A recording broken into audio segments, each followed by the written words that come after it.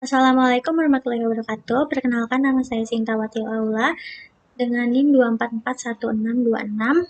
244162612012444 dari kelas MN24I. Saya dari kelompok 5 akan mempresentasikan atau membaca hasil dari uji F ANOVA One Way, dan saya juga akan mempraktekannya secara langsung. Sebelum mempraktekannya, saya akan menjelaskan terlebih dahulu apa itu uji F ANOVA One Way atau Analysis of Variance.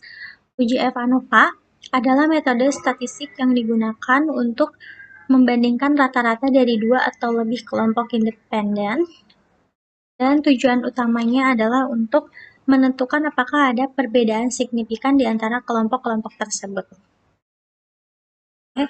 Adapun syarat-syarat yang harus terpenuhi untuk melakukan uji tes ANOVA, yang pertama adalah data bersifat independen atau sampel dari setiap kelompok harus dipilih secara acak. Lalu yang kedua adalah data berdistribusi normal, yaitu ketika sebelum melakukan uji tes ANOVA, kita harus melakukan tes normality terlebih dahulu agar menentukan bahwa data tersebut normal atau tidak. Untuk mengetahui normal atau tidaknya, itu ada di jika normal, dia akan lebih dari 0,05 atau 5%. Jadi jika kurang dari 0,05, maka data tersebut tidak normal. Lalu yang ketiga, ada variance data homogen. Itu dalam setiap kelompok harus serupa atau homogen. Oke, dilanjut. Di sini saya akan mempraktekannya.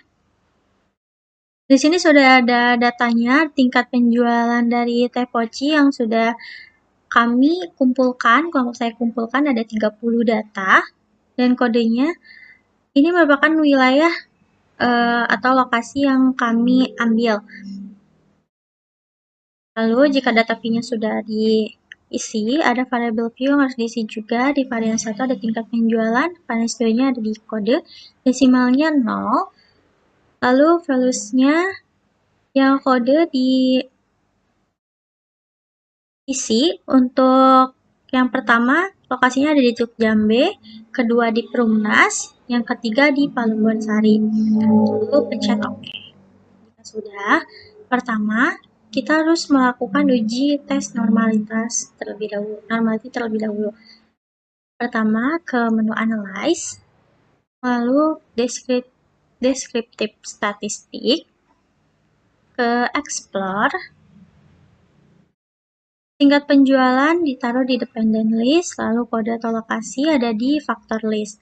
Lalu pencet Plots, checklist factor levels together, lalu deskriptifnya Steam and League, dan checklist normality plot with test. Continue. Oke.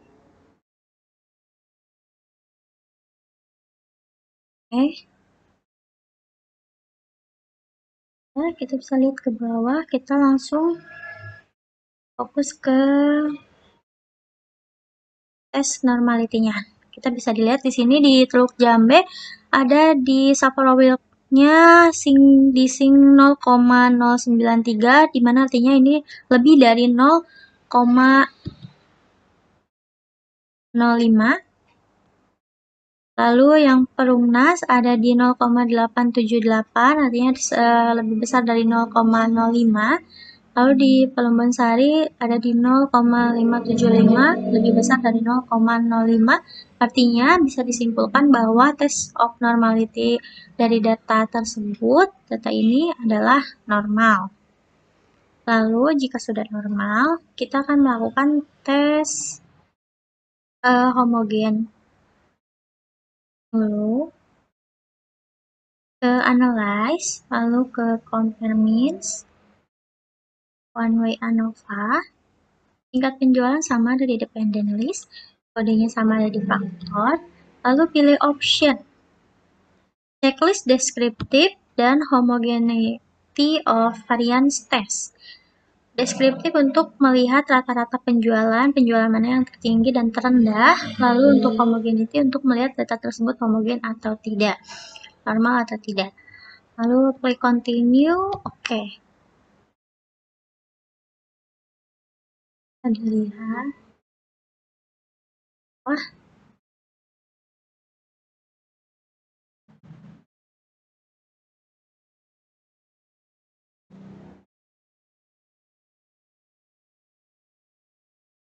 Untuk deskriptifnya, di sini ada rata-ratanya. Untuk rata-rata Teluk Jambe ada di 35,50 penjualan, Perumnas ada di 43,33, Palumbon Sari ada di 32,70. Bisa dilihat di rata-rata ini, total rata-ratanya 37,70.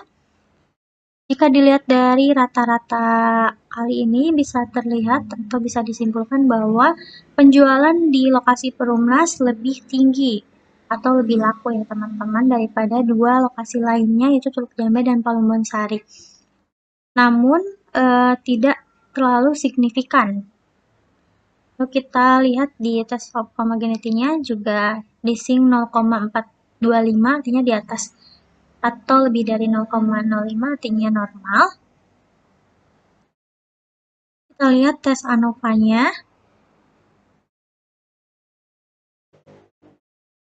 Hasil uji F menunjukkan nilai SING-nya 0,062, artinya lebih besar dari 0,05 sehingga tidak terdapat perbedaan yang signifikan dalam tingkat penjualan antara tiga lokasi tersebut. Artinya, hipotesis 0 diterima. Tidak ada perbedaan rata-rata penjualan yang bermakna secara statistik. Tidak ada perbedaan secara signifikan. Namun kita bisa lihat bisa diuji juga post-hoc-nya atau uji lanjutannya. Untuk uji lanjut, kita ke menu analyze lagi, lalu ke compare means, one way ANOVA. Lalu ini sama aja, kita perlu ke post-hoc aja, checklist di Bonferroni. Saya akan pakai LSD untuk perbandingannya dan 2K. Oke, continue.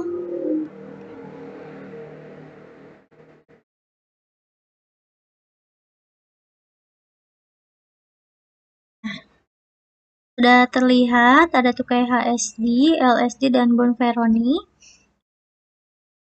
Meskipun ANOVA tidak signifikan secara keseluruhan, uji lanjut itu tetap harus dilakukan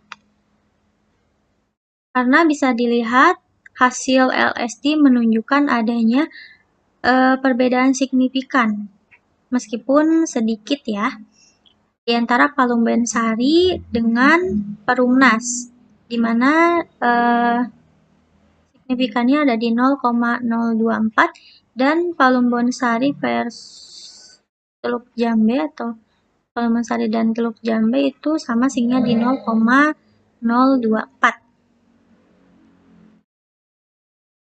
Namun uji 2K dan Beveroni tidak menunjukkan signifikasi kurang dari 0,05 ya teman-teman, sehingga perbedaan tersebut tidak konsisten di semua metode, makanya kita harus memakai beberapa metode untuk melihat. Lalu di sini bisa dilihat dari tingkat penjualannya. Di sini Palumbon Sari di 32,70, Teluk Jambe 35,50, Perumnas di 43,33. Tidak ada perbedaan signifikan secara statistik pada tingkat penjualan antar tiga kelompok karena SING-nya masih di 0,080 atau lebih dari 0,05. Artinya kalau bisa dilihat Perumnas ini lokasinya lebih strategis dan cenderung tinggi penjualannya dibandingkan dua lokasi yang lain, seperti yang tadi saya sudah jelaskan. Oke, mungkin segitu aja yang bisa saya sampaikan, kurang lebihnya saya mohon maaf. Semoga materi kali ini bermanfaat dan dapat dimengerti. Mohon maaf jika ada kesalahan kata atau salah pengucapan. Terima kasih. Wassalamualaikum warahmatullahi wabarakatuh.